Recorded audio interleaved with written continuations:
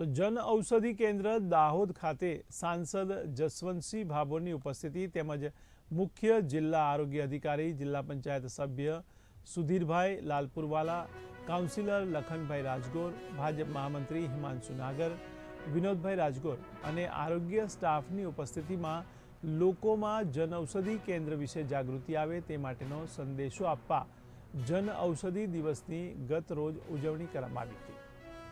ત્યારે પ્રધાનમંત્રી દ્વારા લોક કલ્યાણની ભાવના અને સામાજિક ઉદ્ધાર હેતુ 2014માં જન ઔષધિ યોજનાનો આરંભ કરવામાં આવ્યો હતો।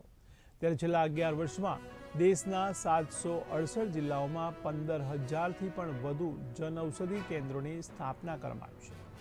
ત્યારે પ્રધાનમંત્રી નરેન્દ્ર મોદી દ્વારા 7 માર્ચ 2019ને જન ઔષધિ દિવસ તરીકે ઉજવણી કરવા માટેનો ઘોષણા કરવામાં આવી હતી।